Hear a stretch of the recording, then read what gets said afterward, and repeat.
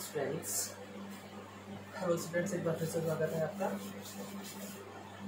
तो हमने पिछली क्लास में जो टॉपिक चला रखा था वो था हमारा कंजंक्शन। कौन सा चला था? कंजंक्शन। पिछली क्लास में जो हमने कंजंक्शन टॉपिक चला रखा था, लिखने के नहीं है, और कंजंक्शन में हमें रूल 7 तक हमने कंप्लीट कर लिया था। यानी कंजंक्शन के हमने 7 रूल्स पढ़ लिए थे। 7 रूल्स हमने पढ़ लिए थे। क्लियर है स्टूडेंट्स? अब जो 7 रूल्स थे वो कौन कौन से थे वो आपको एक बार मैं रिपीट करवा देता हूँ। क्लियर है कि नहीं है? तो 7 रूल्स में मैंने एक तो क्या बताया था, इधर और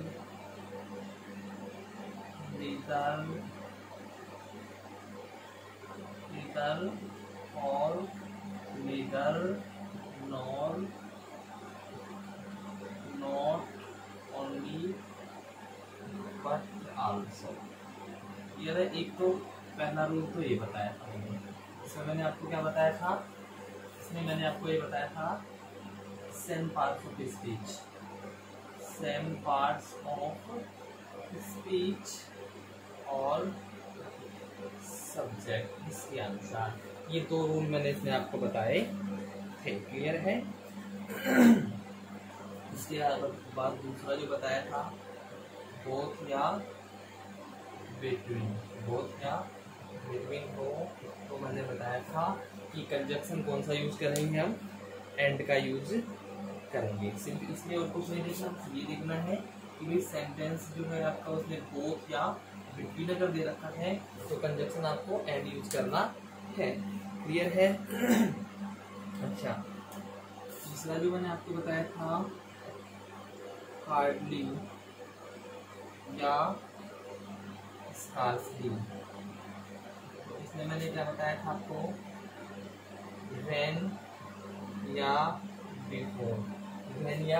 बिफोर, और उसमें क्या क्या बताया था? एक तो मैंने बताई थी इन्वर्जन फॉर्म का मतलब हेल्पिंग वर्ब से स्टार्ट होगा। उससे पहले ये हार्डली स्कार्सली होगा, कोई भी इसमें वर्ड और नहीं हो, मतलब इंटरगेटिव नहीं होगा, लास्ट में क्वेश्चन मार्क नहीं लगेगा।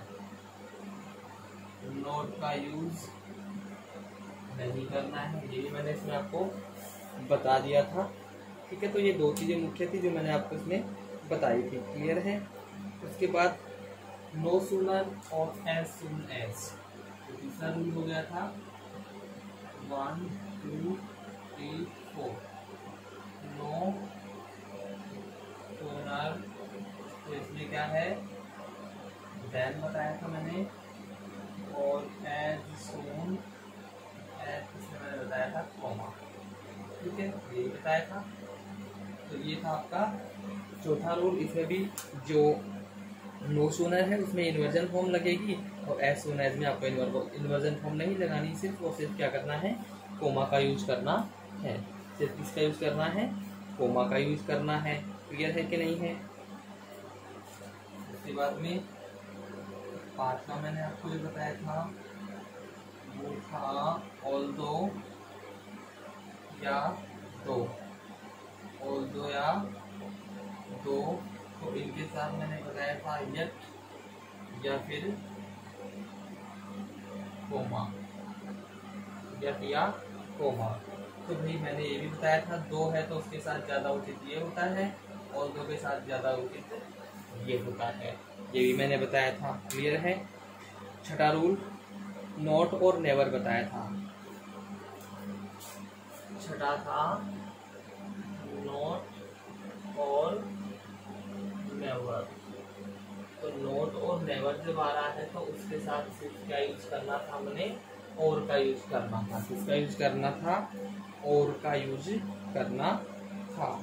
ठीक है, नॉट और नेवर के साथ में ये बताया था। लेकिन जो नोर का यूज कभी नहीं, अभी मैंने बताया था कि जो नॉट नेवर है उसमें आगे जो कंजंक्शन का यूज करेंगे वो और होगा, नोर का यूज आपको कभी भी नहीं करना है। अगर आप नोर का यूज करते हैं मतलब आपका वो सेंटेंस क्या हो जाएगा? वो गलत हो जाएगा। नोर का यूज आपको कभी भी नहीं करना है। ठीक है, सातवां मैंने बताया था कि लेस्ट के साथ हमेशा क्या यूज करना है भैया, शुड का यूज करना है। अब इसमें एक चीज तो क्या है, नोट का यूज नहीं करना, ठीक है। मॉडल ऑक्सिलरीज नहीं करनी, मॉडल ऑक्सिलरी का यूज भी आपको नहीं करना, क्योंकि ऑलरेडी निगेटिव वर्ड होता है, इसमें इसका यूज हमको नहीं करना होता है। क्लियर है? तो ये 7 हमने पढ़े थे। ये इसलिए बताया है कि एक बार हमारा वो पिछला जो है वो रिवाइज हो जाए कि पिछला हमने क्या क्या पढ़ा था, किस चीज़ का कहाँ ध्यान रखना है, उसको रिवाइज करने के मकसद से मैंने आपको ये पिछला बताया है। क्लियर है? इस प्रकार से हमने अपने रूल 7 रूल हमने पढ़ लिए थे। अभी हम अगला रूल इसके बाद पढ़ने वाले हैं, रूल नंबर 8। रूल नंबर 8 हम अब पढ़ेंगे। क्लियर है?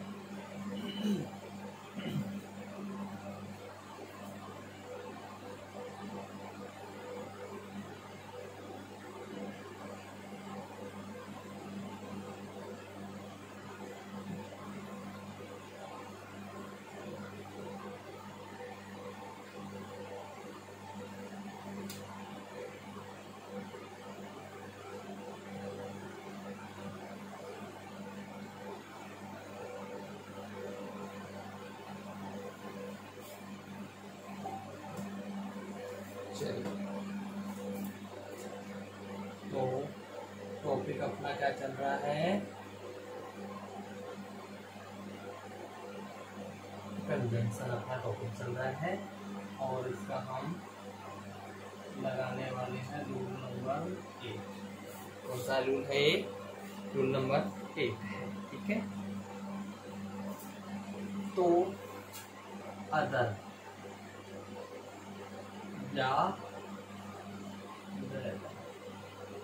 या वेदर है तो आपको कंजंक्शन देन का यूज करना है, यानी कि मैं ये कह सकता हूँ अदर या वेदर के साथ कंजंक्शन देन का यूज किया जाता है। इसका यूज किया जाता है कंजंक्शन देन का यूज करना। इसमें और कोई नहीं, बस इतना सा ध्यान रखिए, या ये है, दोनों ही कंडीशन में, चाहे ये हो चाहे ये हो, दोनों ही कंडीशन में आपको कंजंक्शन क्या यूज करना है, देन का यूज करना है। सेंटेंस आपने देखा, सेंटेंस में जैसे आपको अदर या रेदर लिखा तो ये मान लीजिए उसमें आपको दोनों सेंटेंस को अगर कनेक्ट करने वाला देन है तो वो सही है, और अगर देन नहीं है तो वो गलत है। क्लियर है स्टूडेंट्स? बस इतनी सी बात यहाँ पे ध्यान रखनी है। जैसे मैं यहाँ पे लिखूं एग्जाम्पल,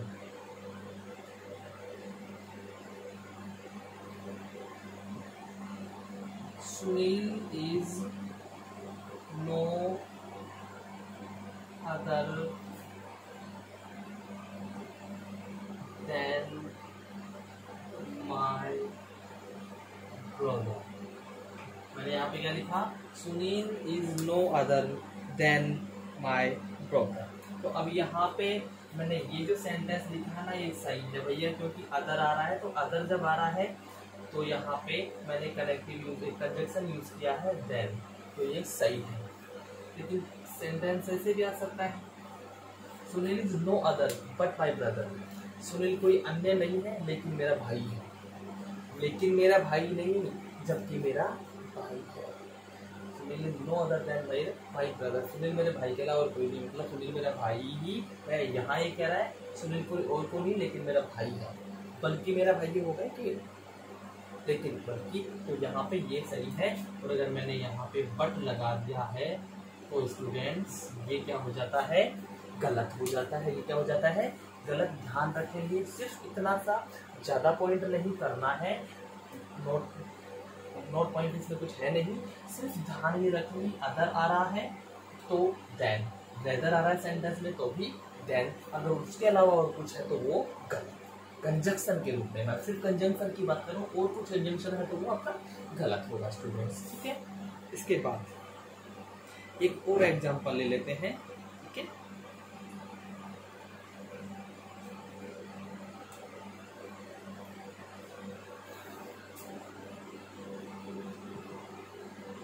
I would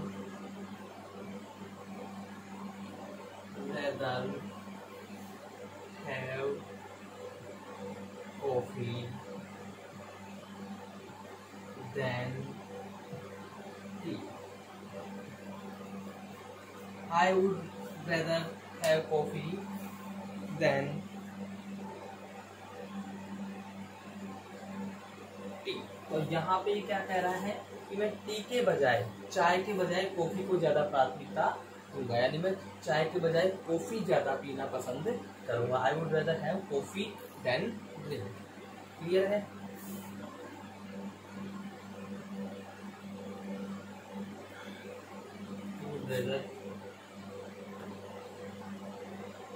इसकी जगह कुछ चीज, कोई वस्तु का नाम लिख देते हैं। I would rather have bike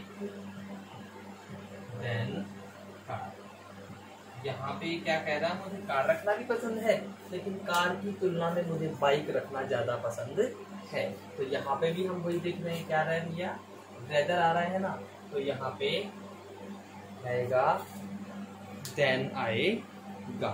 I have, I would rather, दोनों अलग अलग स्पेसिफिक बता रहे हैं, इनके साथ में द लगेगा।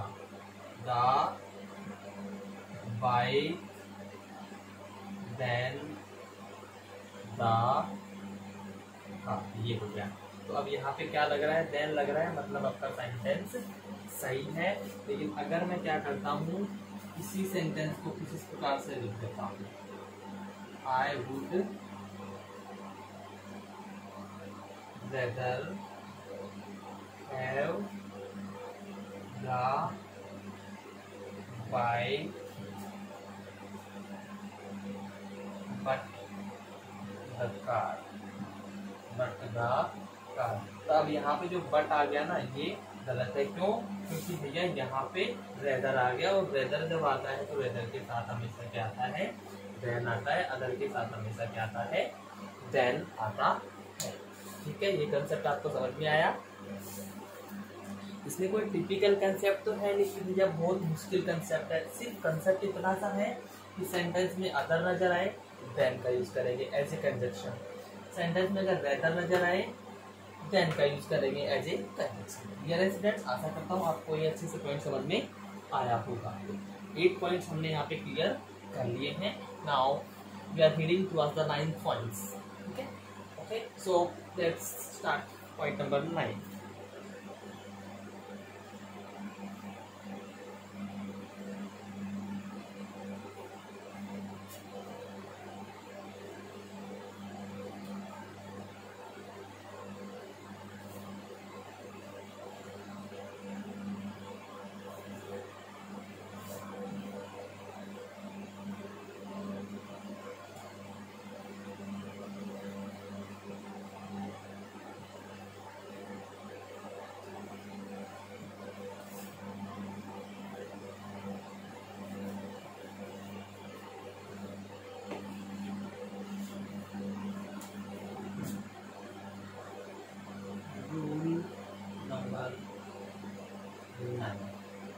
अगर सेंटेंस में आपको दिखाई देता है द सेम, क्या द सेम, तो या तो आप दैट का यूज करेंगे या आप एज का यूज करेंगे। ठीक है, या तो दैट का या एज का। ठीक है, यानी कि मैं यहाँ लिख देता हूँ द सेम के साथ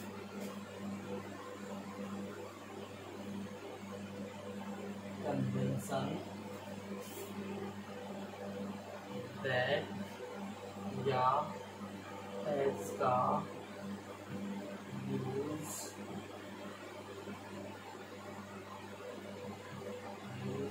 या जाता है, या तो that का या फिर as का कंजक्शन का यूज किया जाता है।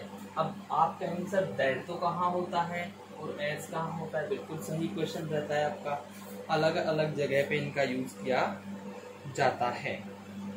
तो अब दैट कहाँ लगाते हैं? दैट प्लस वर्ब, यानी कि verb is given, verb is given, verb plus object plus others. तो यानी कि एक प्रकार से हम कहेंगे कंप्लीट जो सेंटेंस रहेगा, ये क्या रहेगा? एक कंप्लीट सेंटेंस रहेगा। तो हम यानी कि ये एक सेंटेंस रहेगा, कंप्लीट वाक्य रहेगा। उस कंडीशन में तो हम क्या करेंगे? दैट, यानी जहाँ कंजंक्शन लगना है उसके आगे वर्ब भी होनी चाहिए। क्या होनी चाहिए? वर्ब भी होनी चाहिए। एक कंप्लीट सेंटेंस का फॉर्मेट होना चाहिए। अगर वर्ब दे रखी है तो दैट यूज करेंगे, वर्ब गिवन नहीं है तो हम एज का यूज करेंगे।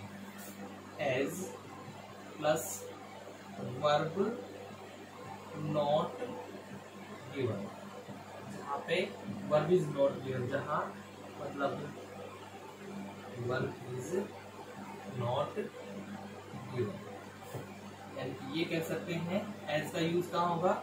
जहाँ वर्ब नहीं भी हो, यानी कि किसके साथ होगा? फ्रेजेस के साथ में होगा। क्या जी? या तो वहां पे फ्रेजेस होंगे या फिर कोई सिंगल वर्ड होगा, मतलब वर्ब नहीं होगी। अगर वर्ब है तो दैट का यूज, वर्ब नहीं है तो एज का यूज हम करते हैं। क्लियर है स्टूडेंट्स? चलिए अब इसको एग्जांपल से समझेंगे तो ज्यादा अच्छे से समझ में आएगा।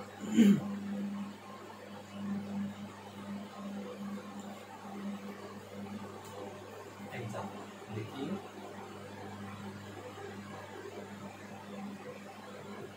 This is the same pen, तो सेम तो आएगा ना। That was laying on the table, ठीक है। तो अब यहाँ पे this is the same pen that was laying on the table, तो क्लियर है। अब मैं यहाँ पे क्या कर देता हूँ? यहाँ मैं एज कर देता हूँ। मैं क्या कर देता हूँ? तो यहाँ तो जैसे ये सेंटेंस है दैट है ना, तो दैट के बाद ये क्या आ रही है? वर्ब है ना भाई, हेल्पिंग वर्ब है, वर्ब ही बोली जाएगी ना।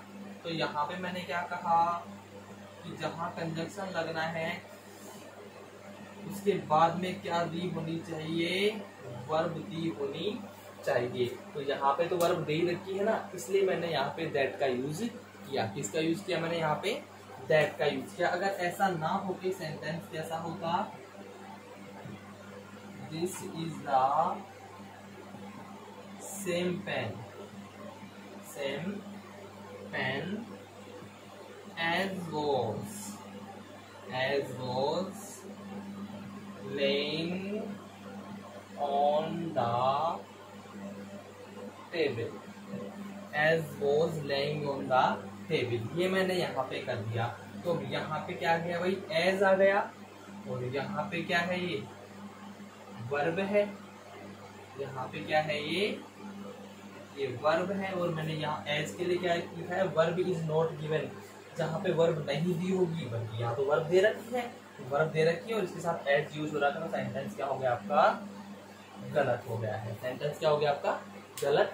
ये सही क्यों था? क्योंकि वर्ब दे रखी है, मतलब यहाँ पे दैट का यूज होगा। वर्ब नहीं हो, वर्ब नहीं दे रखी हो तो फिर हम एज का यूज करेंगे। और वर्ब दे रखी है भाई जी, तो भाई साहब हम क्या करते हैं? सर हम क्या करते हैं? वहाँ पे दैट का यूज कर देते हैं।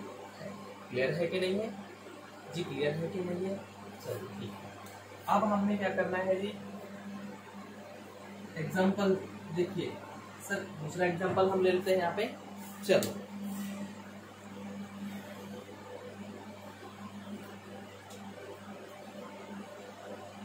This is the same book as mine, ये मेरे के जैसी ही बुक है, यह बुक मेरी बुक के समान ही है। तो अब यहाँ पे भाई ये एज आ रहा है, तो ये माइंड क्या है, एक वर्ड है, सिंपल एक वर्ड है, ये कोई वर्ब थोड़ी है, वर्ब नहीं है ना। तो जब वर्ब नहीं है तो इसके साथ क्या लगना था, द सेम आ गया तो एज लगना था, बिल्कुल ये सही है। अगर इसको ही मैं कुछ इस प्रकार से लिख देता हूँ, this is the same book that mine, मैं क्या कर देता हूँ, सेम बुक दैट माइन। तो भैया ये यहाँ पे आपका सेंटेंस क्या है, गलत है, क्योंकि दैट तो दे दिया लेकिन यहाँ पे वर्ब नहीं है, तो वर्ब नहीं है तो ये आपका गलत है। सही कौन सा है, ये ऊपर वाला आपका सही है। क्लियर है। तो ये हुआ आपका रूल नंबर 9। एक बार फिर से बता देता हूँ स्टूडेंट्स कि जब भी आपको द सेम दिखाई दे सेंटेंस में, क्या सेंटेंस में द सेम दिखाई दे, तो उसके साथ में कंजंक्शन दैट या एज का यूज होगा। पहले चीज को द सेम देख के दिमाग में क्या आना चाहिए, दैट या एज।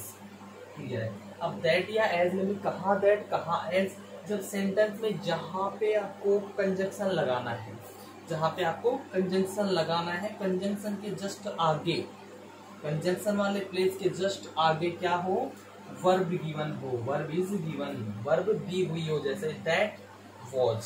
तो यहाँ हमको कंजंक्शन लगाना, तो यहाँ पे क्या दे रखा है, वोज है, वोज वर्ब है सर। तो सर जब वोज लगा रखा है हमने, तो क्लियर है भैया अपना सेंटेंस सही है। तो यहाँ वर्ब आ गया तो इधर दैट ही आएगा, सेंटेंस सही है। लेकिन यहाँ इस सेंटेंस में this is the same pen as was sorry, एक ही वोज है, as was laying on the table, as was। तो अब यहाँ पे ये वर्ब हो गई, ठीक है, और यहाँ एज यूज कर रहे हैं। तो मैंने ऊपर क्या लिखा है, as verb is not given. जब वर्ब नहीं दी हो तो एज का यूज करते हैं, वर्ब दी हो तो एज का यूज नहीं करते। यहाँ में हम एज का यूज कर रहे हैं जबकि वर्ब भी दे रखी है, इसलिए आपका सेंटेंस क्या हो गया है, गलत है। वैसे ही हम सेंटेंस नंबर 2 देख लेते हैं। This is the same book as mine, this is the same book as mine, यानी कि एज का यूज कब करना है कि जिस प्लेस पर आपको कंजंक्शन यूज करना है उसके जस्ट आगे वर्ब नहीं हुई हो, कोई फ्रेज हो, यानी कंप्लीट सेंटेंस का फॉर्मेट ना हो। तो हम यहाँ देखते हैं भाई एज माइन, तो माइन कोई वर्ब तो है नहीं, माइन कोई वर्ब नहीं है, बल्कि क्या है, ये पजेसिव प्रोनाउन है। क्या है ये, पजेसिव प्रोनाउन है, इसलिए हमने यहाँ पे देखा कि ये एज लगेगा और आपका सेंटेंस सही है। अगर मैंने यहाँ पे दैट लगा दिया तो सर यहाँ वर्ब तो है ही नहीं, सेंटेंस क्या हो गया, गलत हो। क्लियर है। तो इस प्रकार से ये 9वां पॉइंट, ये भी आपको काफी अच्छे से समझ में आया होगा। चलिए अगला पॉइंट हम लेते हैं, पॉइंट नंबर 10 हम ले लेते हैं। तो देखते हैं पॉइंट नंबर रूल नंबर 10, यह है, इसको रब कर देते हैं हम।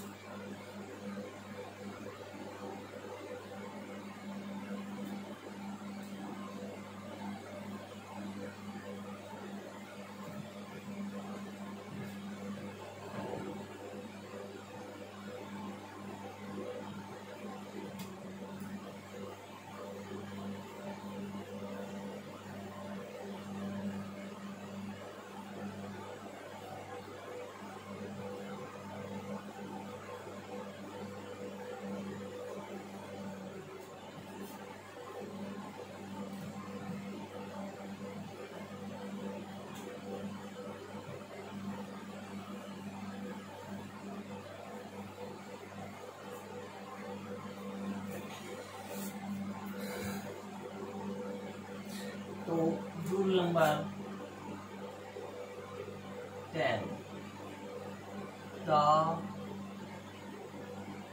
रीजन या फिर the reason why, the reason why, या तो क्या दे रखा हो, द रीजन दे रखा हो या द रीजन वाई दे रखा हो, तो इसमें ध्यान रखना कंजंक्शन कौन सा यूज होगा, दैट। तो द रीजन या द रीजन वाई के साथ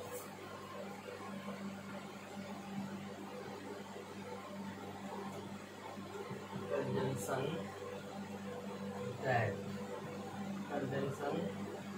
दैट का यूज किया जाता है। ठीक है, तो यहाँ पे अगर आपको सेंटेंस में द रीजन दे रखा हो या द रीजन वाई दे रखा हो, तो उस कंडीशन में हम कंजंक्शन कौन सा यूज करेंगे? कंजंक्शन हम दैट का वहाँ पे यूज करते हैं। कौन से का यूज करते हैं स्टूडेंट्स? दैट का यूज करते हैं। क्लियर है? चलिए जी, अब इसमें कुछ नोट पॉइंट्स हैं। ठीक है, नोट पॉइंट्स हैं। अब नोट पॉइंट्स क्या क्या हैं?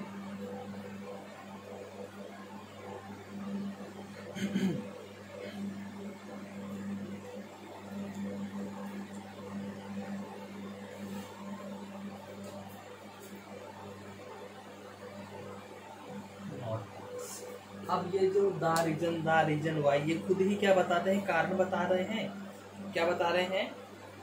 तो इसमें बिकॉज, ठीक है, ड्यू या फिर इन अकाउंट ऑफ का यूज कभी नहीं किया जाता है। तो ध्यान रहे स्टूडेंट्स, अगर सेंटेंस में आपको द रीजन या द रीजन वाई दिया है, तो आप उस सेंटेंस में भूल कर भी बिकॉज, ड्यू टू या इन अकाउंट ऑफ का यूज नहीं करेंगे। ये चीज आपको विशेष रूप से ध्यान रखनी होगी। ठीक है, क्यों? क्योंकि भाई ये जो है ना द रीजन, तो रीजन भी क्यों? क्योंकि यहाँ पे रीजन भी क्या है? कारण। कारण क्यों? तो यहाँ पे दोनों जगह कारण बता रहा है, इनका मतलब भी क्या होता है? कारण। बिकॉज, ड्यू, और ये जो तीनों चीजें हैं, बिकॉज, ड्यू, इन तीनों का मतलब क्या होता है? कारण या के कारण। ठीक है, तो भाई जब कारण ही यहाँ है, तो दो कारण की चीजें थोड़ी ना हम यूज कर सकते हैं। इसलिए यहाँ पे हमें ये ध्यान रखना होगा कि भाई जब द रीजन या द रीजन वाई आ रहा है, तो आप बिकॉज या ड्यू टू या फिर इन अकाउंट ऑफ का यूज नहीं करेंगे। अब देखिए एग्जाम्पल मैं आपके सामने एक पेश करता हूँ।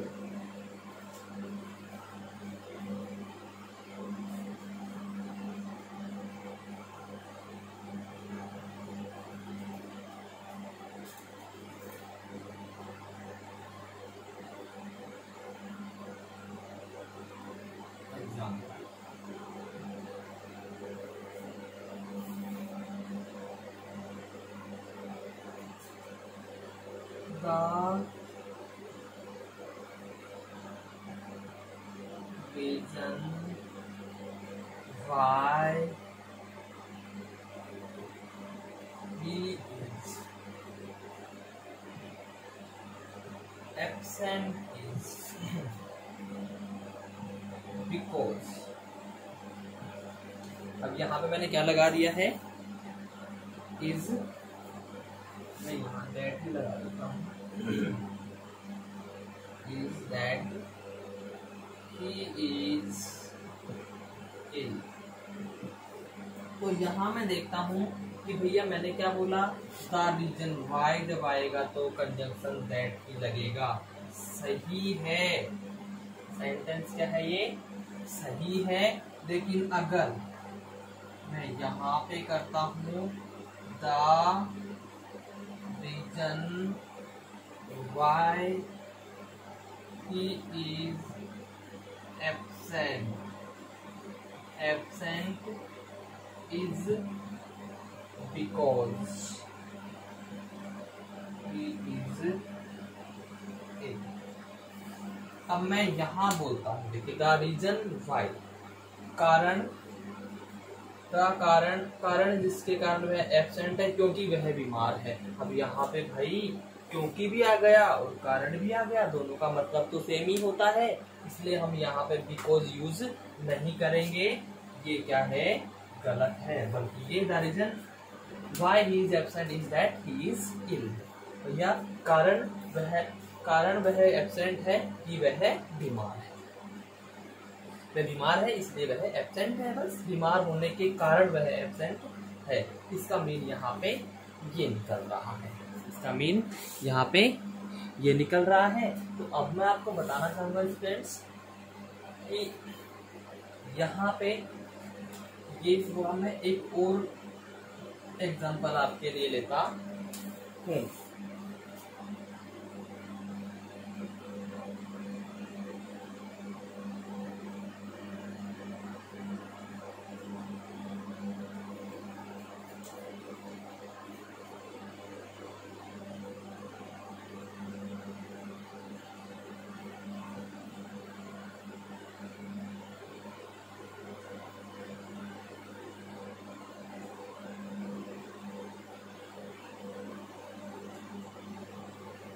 The reason why they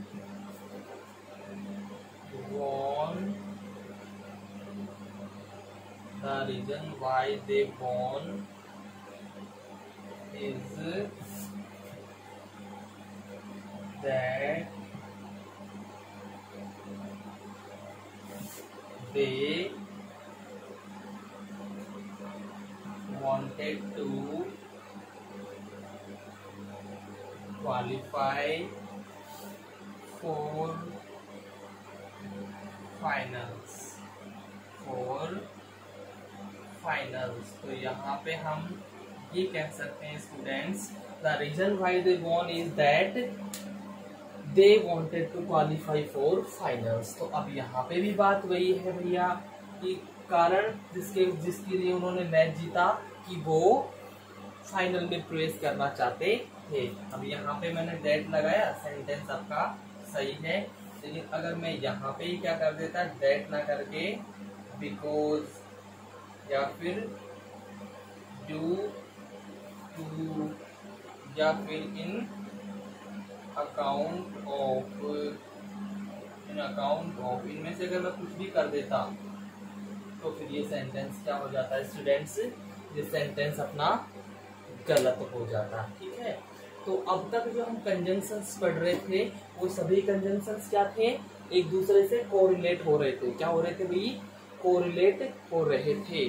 तो जितने भी कंजंक्शन हमने अभी तक पढ़े हैं वो सारे कंजंक्शन क्या थे भाई, क्या थे वो कंजंक्शंस, वो कंजंक्शन हमारे थे पेयर कंजंक्शन। कौन से थे, पेयर कंजंक्शन या फिर कोरिलेट कंजंक्शन जिसे हम बोल रहे थे वो थे, या कोऑर्डिनेट कंजंक्शन वो थे। क्लियर है, चलिए तो अब तक हमने 10 कंजंक्शंस पढ़ लिए हैं। क्लियर है कि 10 पॉइंट हमने क्लियर कर लिए हैं, और जो 10 पॉइंट हमने पढ़े हैं ये कौन से कंजंक्शंस के थे, ये थे कोऑर्डिनेट कंजंक्शन या पेयर कंजंक्शंस के थे। तो ये 10 पॉइंट्स हो गए। तो अभी तक हमने जो 10 पॉइंट्स पढ़े हैं वो किसके थे भाई,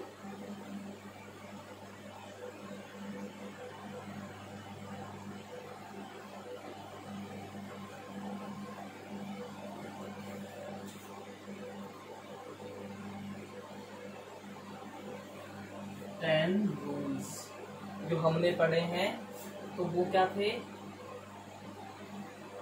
every conjunction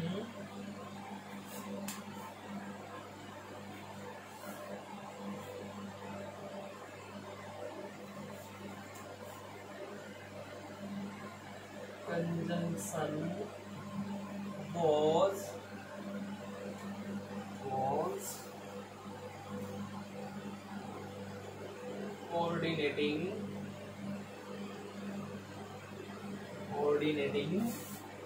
with each other। हर कोई जो कंजक्शन था वो एक दूसरे के साथ कोऑर्डिनेट कर रहा था, एक दूसरे का संबंध दर्शा रहा था। तो सभी कंजंक्शंस